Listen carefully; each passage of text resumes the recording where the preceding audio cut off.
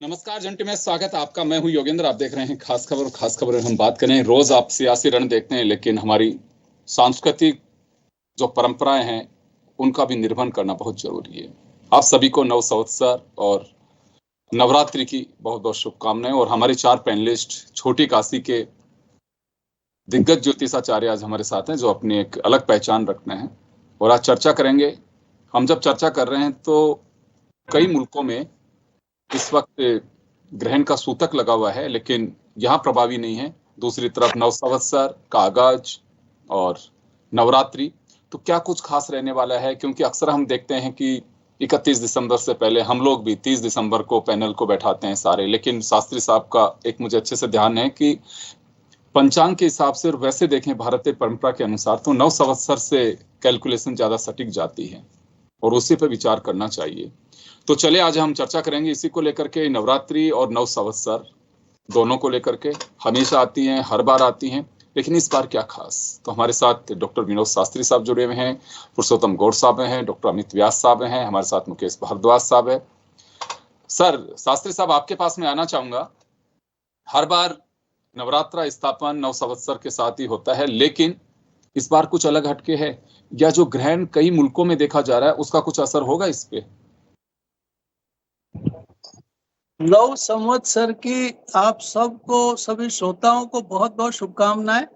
आपने जो अभी बात कही कि नए साल में ग्रहण तो अनेक बार आते हैं और भूखंड के अलग अलग भागों में प्राय इस दिन ग्रहण आने की संभावनाएं रहती हैं और हर 2-3 साल में एक बार ये ग्रहण आता ही है। इस बार पृथ्वी के आधे भाग में, भारत को छोड़ करके यूरोप, भारत, चाइना, इनको छोड़ करके अमेरिका आदि देशों में, दक्षिण अमेरिका आदि देशों में बहुत बड़ा, जिसको खग्रास ग्रहण आ रहा है, सूर्य ग्रहण। तो ये ऐसी स्थिति में ये विश्व के लिए तो भारतीय भूभाग की तरफ तो कृपा है प्रभु की, लेकिन विश्व के अन्य भाग ग्रहण से ग्रसित रहेंगे। तो लगता है ये नव वर्ष भारत के लिए तो उत्कर्षदायी रहेगा, लेकिन विश्व को भारत संरक्षण देगा, क्योंकि जो पीड़ित हैं उनकी संरक्षा, उनके प्रति संवेदना भारत हमेशा से करता आया है। और ये नया जो संवत है, इस नए संवत का चूंकि प्रवेश ही मंगलवार को हो रहा है, इसलिए राजा मंगल है, और मेष संक्रांति शनिवार को आ रही है, इसलिए मंत्री शनि है। और शनि और मंगल जब दोनों ही राजा और मंत्री हो जाते हैं तो ये दोनों ही क्रूर ग्रह हैं, पापक ग्रह हैं। और ऐसी स्थिति में क्रूर का मतलब कोई खराब नहीं होता। राजा प्रधानमंत्री को मान सकते हैं हम यहाँ पे जी, राजा और मंत्री, क्योंकि देश में इस वक्त और कई दुनिया के कई देशों के अंदर इस समय चुनाव भी चल रहे हैं, तो राजा आजकल डेमोक्रेटिक सिस्टम में हम प्रधानमंत्री को भी कहते हैं, तो क्या यहाँ प्रधानमंत्री को कह सकते हैं? मतलब जो आप ग्रह का जो बता रहे हैं उसमें राजा की भूमिका राजा की या प्रधानमंत्री की भूमिका होगी? हाँ, ये बिल्कुल सही बात है कि ये जो वर्ष का राजा मंगल है और मंत्री शनि है, तो शनि तो प्रजा होती है और राजा मंगल है। तो ऐसी स्थिति में मंगल और शनि जो भारतीय संवत्सर है, ये विक्रम संवत्सर, ये निश्चित रूप से भारतीय मानस को तो बहुत बड़ी कुछ उदात्त भावों के साथ में बहुत संवर्धन देने वाला है, लेकिन विश्व में अनेक जगह बहुत बड़े परिवर्तन का संकेत देता है। भारत में परिवर्तन का संकेत देता है, विश्व में परिवर्तन का संकेत देता है। इसलिए ये जो नया संवत है, ये नया संवत हमारे लिए और विश्व के लिए अच्छा रहेगा, क्योंकि जिनके लिए खराब रहेगा, ग्रहण आदि से ग्रसित रहेंगे, उनके लिए भारत बहुत मददगार होगा। और भारत की जो भूमिका है बहुत बढ़िया रहेगी इसमें, क्योंकि इसमें मेघेश, शशेष और रोहिणी का वास, समय का वास, ये सारे के सारे इस वर्ष बहुत ही अच्छी स्थिति में बने हुए हैं। इसलिए भारत की स्थिति विश्व में काफी अच्छी रहेगी। और नए संवत, क्योंकि नए संवत में जैसे आप आज आपके चैनल से ये जो इस सत्र पर चर्चा करते हैं हर वर्ष, ये एक तरीके से पंचांग पठन का आपकी परंपरा है कि नव वर्ष से पहले पंचांग को पढ़ा जाता है, उस पर चर्चा की जाती है, और आपका चैनल भी उसी क्रम में आगे का कार्य कर रहा है, जो प्रत्येक बहुत बड़ी पंडितों की परंपरा है। और इस परंपरा में बड़े बड़े विद्वानों का आपने बुलाया है, तो ये निश्चित रूप से ही नववर्ष के लिए शुभ संकेत दिखाई दे रहा है। जी, चारों लोग आप एक साथ हैं, यही बड़ी बात है। मुकेश जी के पास में जाना चाहूंगा। सर, क्या लगता है आपको कि नव संवत्सर है? हम अक्सर ये मान के चलते हैं, ज्यादातर मैं चैनल्स पे देखता हूं कि 31 दिसंबर आ गई, उससे पहले देखें कि नए साल क्या होगा, लेकिन वो इफेक्टिव होता है कि हमारे भारतीय परंपरा के अनुसार नया साल हम इसको मान करके चलते हैं, तो ये ज्यादा इफेक्टिव होता है? अगर हम गति और आवाज नहीं आ रही सर, मुकेश जी, आवाज नहीं आ रही। कह रहा हूं कि अगर ग्रहों की गति और बात करें हम, आवाज, मुकेश सर की आवाज नहीं आ रही।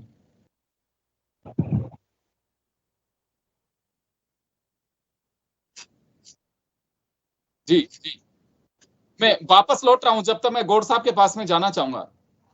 जी गौर साहब, नया साल हम, क्योंकि हमारे भारतीय परंपरा के तहत तो यही नव संवत्सर जो है, इसी को हम नया साल मान के चलते हैं। जो दुनिया में, भारत में भी अच्छा जश्न मनाया जाता है 1 जनवरी को, 31 दिसंबर को, लेकिन हम इसकी गणना के आधार पर चर्चा करें नव संवत्सर और माँ जगदम्बे की जो नवरात्रि। देखिए साहब, आपने बिल्कुल ठीक कहा। चैत्र मास से ही हमारा भारतीय नव संवत्सर का शुभारंभ होता है। ब्रह्मा जी ने सृष्टि की रचना भी चैत्र मास के शुक्ल पक्ष की प्रतिपदा से ही हुई, और सूर्य की प्रथम किरण भी चैत्र मास के शुक्ल पक्ष की प्रतिपदा से ही शुभारंभ होती है।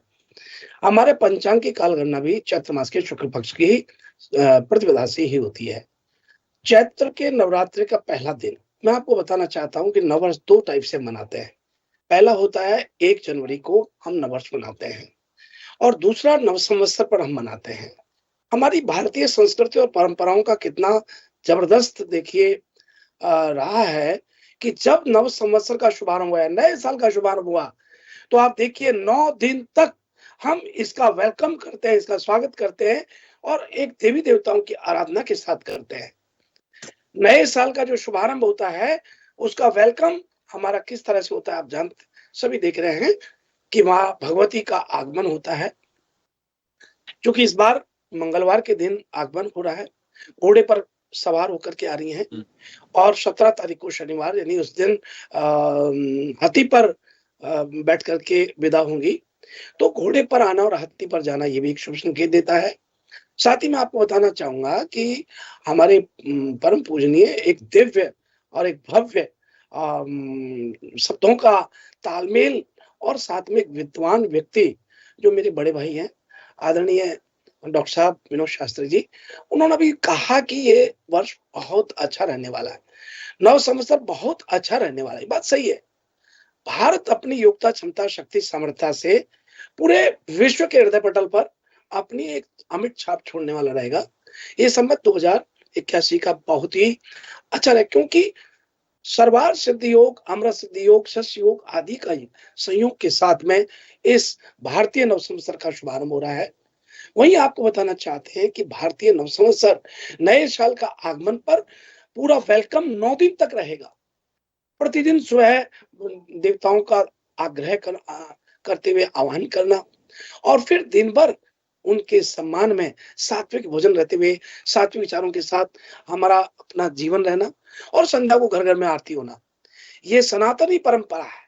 नव संवत्सर का 9 दिन तक यहाँ वेलकम होगा, पूजा आरती, और उससे सृष्टि की जब रचना ब्रह्मा जी ने की, तो वहां समस्त 33 करोड़ देवी देवताओं की उपस्थिति में हुआ।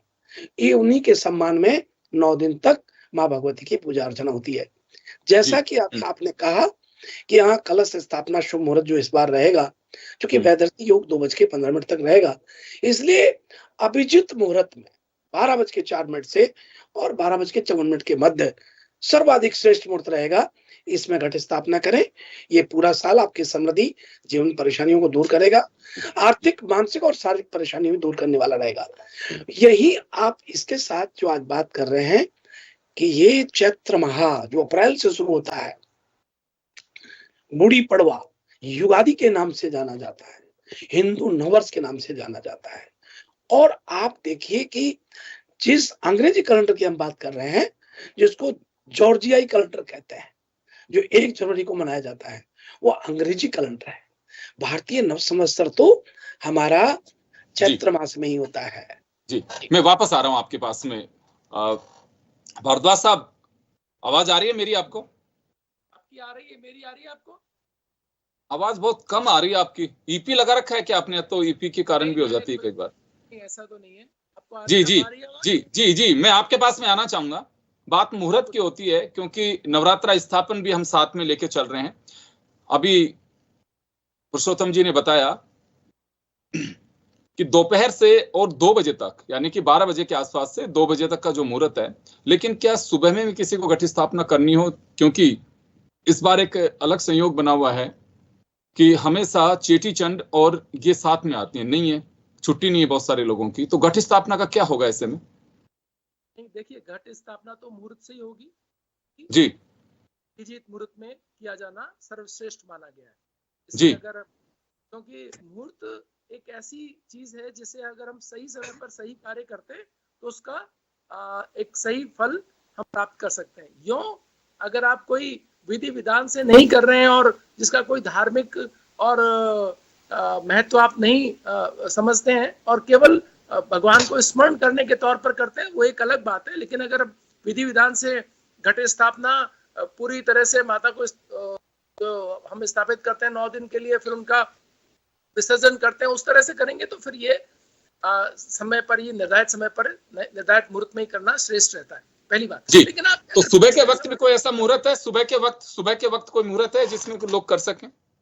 तो ये विनोद शास्त्री जी का विषय रहेगा, जी है ना। ये हमेशा रास्ते निकालने का और जो है लोगों को राहत देने का कार्य हमारे बड़े भाई विनोद शास्त्री जी करते हैं, तो वो बेहतर तरीके से कर सकते हैं। मैं उनके निकाले हुए मुहूर्त को ही श्रेष्ठ मानते हुए 12:15 बजे जो उन्होंने निकाल रखा है विद्वानों ने, जो पंचांग मुहूर्त है, उसी को ही मैं लेके आगे बढ़ना चाहूंगा। लेकिन आपने पिछली बार एक सवाल किया था जो अभी जो छूट गया था सवाल, मैंने सुना था कि भाई आने वाले समय के अंदर जो ये हमारा जो नव संवत्सर है, क्या इसके अकॉर्डिंग जब हम गणनाएं करते हैं और भविष्य का सोचते हैं तो क्या वो कोई सही कार्य या उससे गणनाएं सही जाती हैं? यस, मैं आपको इस मामले में बहुत महत्वपूर्ण जानकारी देना चाहूंगा अपने दर्शकों को, जन टीवी के दर्शकों को, कि जब हम आज एक परिपाटी चल पड़ी है कि हम नव वर्ष की गणना 1 तारीख से करते हैं, पूरे साल का आकलन 1 तारीख से करना चाहते हैं, 1 जनवरी से करना चाहते हैं, और भविष्य फल कथन पढ़वाते हैं तो भी 1 तारीख से। ये एक सही परंपरा नहीं है, क्योंकि जब आप 1 जनवरी से आकलन करते हैं तो वो 31 दिसंबर तक का आकलन होता है, और उसमें जो ग्रहों की गणना और कालखंड के जो विभाजन है, जो हमारी वैदिक संस्कृति के हिसाब से नहीं होते, और इस वजह से हम सही गणना नहीं प्राप्त कर पाते। जब कभी भी जिन भी लोगों को जो ज्योतिष के जिज्ञासु हैं, अगर वो अप्रैल में ये जो हमारा जो आता है नव संवत्सर, यहाँ से अगर 1 वर्ष के लिए गणनाएं करवाएंगे तो देखेंगे कि वो आर्थिक हो, चाहे स्वास्थ्य को लेकर हो, शिक्षा को लेकर हो, उनके विभिन्न प्रकार के जीवन में पड़ने वाले प्रभावों को लेकर बहुत ही बेहतर, सटीक और उपयोगी गणनाएं उनको प्राप्त होंगी, भविष्य कथन उन्हें प्राप्त होंगे। जी डॉक्टर साहब, अमित व्यास साहब, आपके पास में आना चाहूंगा मैं। नव संवत्सर की हम बात कर रहे हैं क्योंकि अक्सर हम दिसंबर में ही चर्चा करते हैं कि कैसा रहेगा ये साल, क्या गणना कहती है, क्या ज्योतिष ज्ञान कहता है। क्या लगता है इस बार आपको? क्योंकि भारत में चुनाव चल रहे हैं इस वक्त, तो कुछ अंदाजा लगता है कि हम, हालांकि एक बार फिर हम चुनाव परिणाम से पहले आप सब लोगों से मुखातिब होंगे, लेकिन कैसा क्या रहेगा? राजनीतिक घटनाक्रम हो, मौसम हो, कैसा रहेगा? देखिए, पूर्व वक्ताओं ने जो बात बोली, और विशेष रूप से हमारे बड़े भाई प्रोफेसर विनोद शास्त्री जी ने एक बहुत अच्छी बात बोली कि कोई भी हमारे हिंदुस्तान में जितने भी त्योहार मनाए जाते हैं तो उसके पीछे वैज्ञानिक रहस्य, ऐसा नहीं है कि केवल एक मनगढ़ंत कोई बात नहीं है। जब मौसम का परिवर्तन होता है, माँ दुर्गा सबसे पहले याद आती है। चैत्री नवरात्रा की बात कर लीजिए या शारदीय नवरात्रा की, पहली चीज। दूसरी बात ये कि जब हम किसी भी घटना के घटित होने का पूर्वानुमान लगाते हैं, जिसे हम ज्योतिष के नाम से जानते हैं, तो ज्योतिष क्या है? काल गणना के अनुसार चलता है, यानी सूर्य के अनुसार। तो जब हमारा मौसम का परिवर्तन होता है, सूर्य उत्तरायण होता है, और उत्तरायण होने के बाद में अपनी एक पीक अवस्था की ओर जा रहा होता है, जिसे हम ऊर्जा क्रिएशन के रूप में जानते हैं।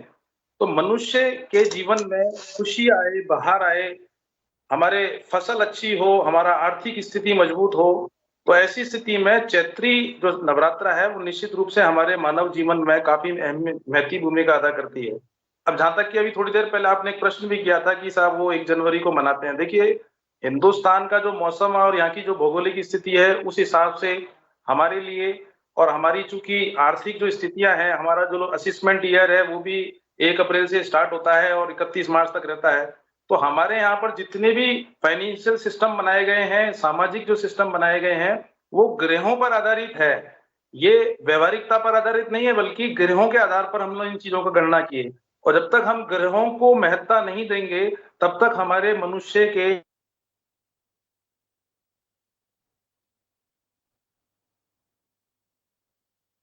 शक्ति का पर्याय मानते हैं। और माँ दुर्गा के जो 9 रूपों में हम पूजा करते हैं, वो 9 माँ नहीं है, बल्कि 9 ग्रह हैं, जिनका प्रतिनिधित्व जो है हमारी माँ करती है, जिसे हम माँ दुर्गा के नाम से जानते हैं। और वो चाहे वो मेष राशि के मंगल की बात कर लो, 12 राशियों की बात कर लीजिए। और इस बार सुखद संयोग है कि 30 साल बाद में 4 योग बन रहे हैं, शश योग बन रहा है, अमृत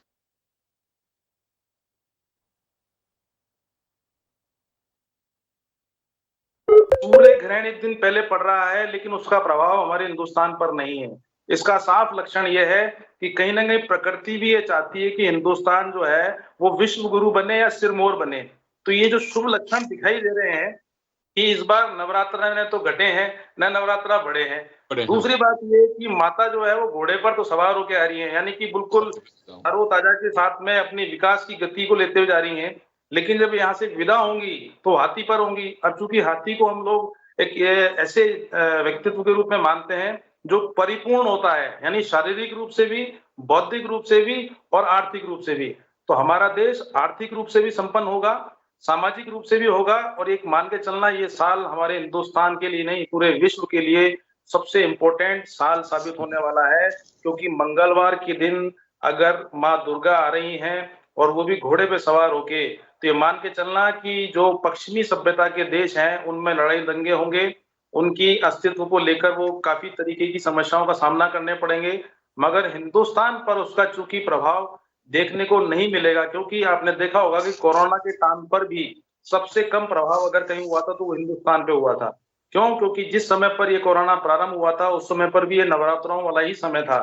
तो आप ये देख लीजिए कि जिस प्रकार माँ हमारी सुरक्षा करती है अपने बच्चे की, ठीक वैसे ही इस बार के नवरात्रा जो है हमारे सुरक्षा घेरे में तो रहने वाले हैं ही, बल्कि राजनीति के लिए और आर्थिक स्थिति के लिए हिंदुस्तान कहीं ना कहीं विश्व गुरु बनने की ओर अग्रसर होगा।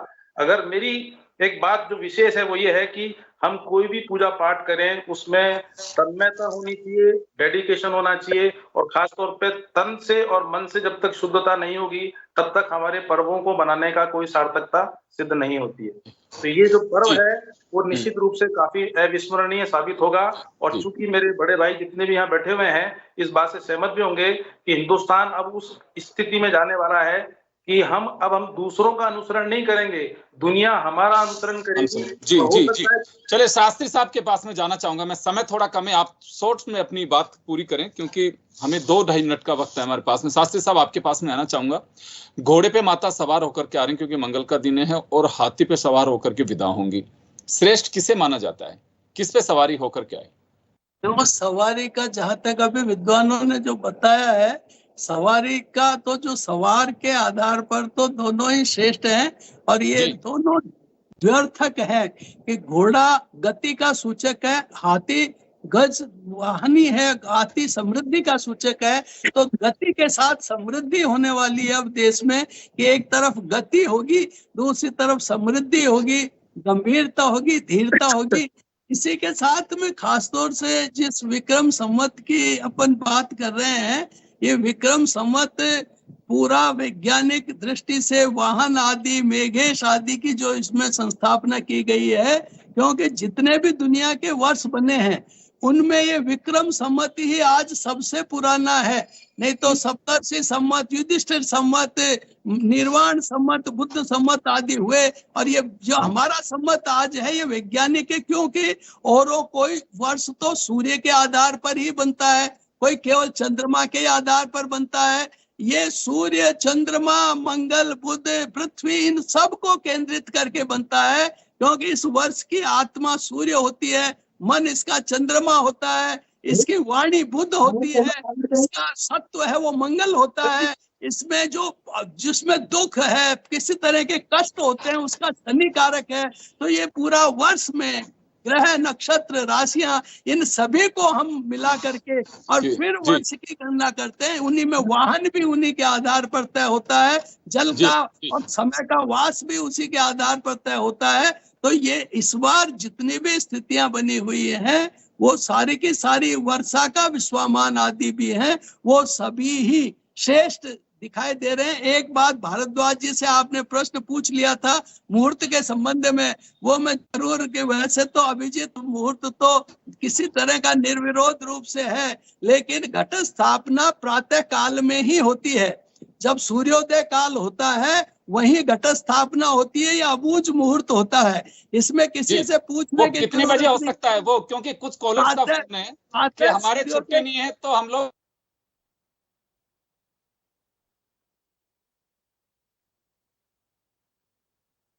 भी कर सकते हैं। लेकिन जैसे मैं तो प्रातः काल ही, संगव काल में ही घट स्थापना करूंगा, क्योंकि ये जो वो कौन सा समय होगा, समय होगा कितने बजे से कितने बजे तक कर सकते हैं सुबह में? साथ ही सूर्योदय से मैं तो 10 मिनट पहले से ही मेरी पूजा प्रारंभ हो जाएगी, क्योंकि नया संवत पहले से प्रारंभ हो गया है। ये तो सूर्योदय हमारा मंगलवार को हो रहा है, इसलिए मंगलवार को ये नया वर्ष माना जाता है, अन्यथा रात्रि में ही नया संवत स्टार्ट हो गया है। बहुत बढ़िया। चलिए गौड़ साहब के पास में जाना चाहूंगा, गौड़ साहब आपके पास भी आना चाहूंगा। आप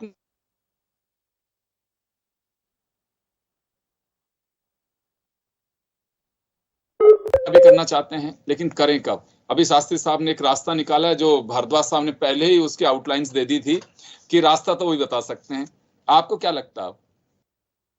देखिए ऐसा है, सभी चीजें ठीक हैं, अपनी अपनी बात नहीं रखी जा रही है, एक शास्त्रोक्त बात रखी जा रही है। और निश्चित रूप से आकाशीय संसद में जो हमारे 10 पदों पर 10 अधिकारियों के रूप में राजा के पद पर इस संवत्सर का मंगल जैसा कि राजा मंत्री शनि है, और वहीं आपको बताएं कि वैधृति योग को निषेध माना जाता है, और चूंकि वो 2:15 तक रहेगा इसलिए अभिजीत मुहूर्त को सर्वाधिक श्रेष्ठ मानते हैं। और वैसे भावे ही देवाविते तस्मात् भावे ही कारणम, जहाँ भाव हमारा है वो ये बात सही है कि 2 पार्ट जब मिले उसको हम अभिजीत बोलते हैं। दोपहर को भी हम, दोपहर और संध्या का जो मिलता है ना, उसको अभिजीत बोलते हैं। गोधूल वेला को भी इसलिए अच्छा मानते हैं कि वो भी अभिजीत के रूप में होता है। मध्य रात्रि को इसलिए अच्छा मानते हैं क्योंकि 2 पार्ट वहां मिलते हैं। तो सुबह का समय जब सूर्य चंद्रमा अपना कार्यभार सूर्य को देने की गति में होते हैं तो 2 पार्ट मिले, यानी वो ब्रह्म मुहूर्त कहते हैं। तो ये बात सही है कि सुबह का घट स्थापना सर्वाधिक श्रेष्ठ है। और चूंकि बड़े भाई ने कहा है तो बड़े भाई की आज्ञा तो हमेशा ही पालन की होती है, तो इसलिए इसमें कोई बात ही नहीं है। पर मैं एक बात जरूर कहना चाहूंगा कि ये जो संवत्सर है ना, ये मान के चलना कि हालांकि अच्छा ही बोलना चाहता हूँ, लेकिन मैं एक वास्तविकता आपको बताना इसलिए चाहता हूँ ताकि वो घटित होगा तो आप देखें और हमारे चैनल की बात बनिया करें कि हाँ ये ऐसा विद्वानों ने बोला था। क्योंकि ये मंगल के नव संवत्सर का जो मंगल राजा है और शनि इसका मंत्री है, वर्ष में अग्नि से हानि के आकाशीय विद्युत से कई जन हानि होने की संभावना दिखाई देगी, और अग्नि की घटनाएं में वृद्धि की आशंका लगेगी। गर्मी बहुत ज्यादा पड़ेगी, समाज में क्रोध, लड़ाई झगड़ा, अराजकता, आपसी भाईचारे में कमी आएगी, और सामाजिक समरसता, पारिवारिक कलह में वही आपको वृद्धि होगी। थोड़ा सा तनाव देने वाला मान के चल रहे हैं। दूसरा राजनीति कठोर निर्णय लेंगे, राजनेता कठोर निर्णय लेंगे। चलिए मैं माफी चाहूंगा सर, मैं 30 सेकंड दोनों को देना चाहूंगा। मैं भारद्वाज साहब आपके पास में आना चाहूंगा। बात राजनीति पे शुरू की है गौड़ साहब ने, तो खत्म आपसे कराना चाहूंगा इस नव संवत्सर में, क्योंकि भारत के 5 साल किन हाथों में जाएंगे, कुछ संकेत आ रहे हैं कि इसका कुछ असर पड़ेगा? बिल्कुल, ये बहुत ही महत्वपूर्ण बात है कि हमारा जो अगर हम न्यूमरोलॉजी भी इसमें जोड़ देते हैं तो जी। 8 का अंक जो यहाँ बनता है इस वर्ष का, और वो भी जो शनि प्रधान अंक है, तो इस वजह से भी देखें तो संघर्ष की स्थितियों को बढ़ाने वाला ये वर्ष हो सकता है। और अपेक्षाकृत जो हमने सोचा कि इस तरह के परिणाम जो कोई भी अपने मन में लेके चल रहे हैं कि संघर्ष के अंदर ये परिणाम हमें प्राप्त होंगे, उसमें कहीं ना कहीं चाहे 2-4% की ही कमी दिखाई देती है, लेकिन जन सामान्य की आकांक्षाएं पूरी होंगी। शनि मानव सभ्यता में आम आदमी का जो है प्रभाव रखता है, तो आम आदमियों की अपेक्षा क्या है वो पूरी होती हुई दिखाई दे रही है। और निश्चित रूप से एक बहुत ही जबरदस्त जो परिणाम है इन चुनाव का वो आएगा, और ऐसा परिणाम होगा जिसे लोग बरसों याद रखेंगे। चलिए अमित जी, आपके पास में आना चाहूंगा। मैं 30 सेकंड में चाहूंगा चलते चलते आपसे कि जो भी होगा लेकिन सरकार मजबूती के साथ में आएगी, ये कह सकते हैं? निश्चित रूप से देखिए, ये जो इलेक्शन है वो हिंदुस्तान के लिए नहीं, पूरे वैश्विक पटल पर एक अपनी अमिट छाप छोड़ के जाएंगे, क्योंकि मंगल और शनि का जिस प्रकार का कॉम्बिनेशन बना है, जहां पर कठोर निर्णय लिए जाएंगे, कुछ नए अधिनियम ऐसे पास किए जाएंगे जिससे जनता को तो लाभ मिलेगा, लेकिन कुछ लोगों को बहुत सारी परेशानियों का सामना करना पड़ेगा, चाहे वो राजनेता के रूप में हो या उच्च पद पर बैठे हुए लोगों को कई प्रकार की परेशानियों का सामना करना पड़ेगा। और वैश्विक स्तर पर थोड़े से युद्ध होने की संभावना है, नरसंहार होने की संभावना है, और कहीं कहीं अग्निकांड की वजह से नरसंहार या कह लीजिए कि मनुष्यों की क्षति देखने को मिलेगी। मगर चलिए, मैं माफी चाहूंगा सर, मैं किसी दिन फिर लूंगा इलेक्शन के ऊपर, क्योंकि समय हो चुका है। मैं क्षमा चाहूंगा क्योंकि दूसरा पैनल एक हमारा रेडी है। तो चलिए, हम बात कर रहे थे नव संवत्सर की और घट स्थापना की, उसको लेकर के जाने माने ज्योतिषाचार्य अपनी अपनी राय दी है उन्होंने, लेकिन बात वो जो काफी हमारे जो कॉलर्स हैं वो जानना चाह रहे थे कि क्या 12 बजे ही घट स्थापना हो सकती है, उसका रास्ता विनोद शास्त्री साहब ने बताया। आप सभी को दोबारा बहुत बहुत शुभकामनाएं, और हमारी विशेष पेशकश में इतना ही। दीजिए इजाजत, नमस्कार।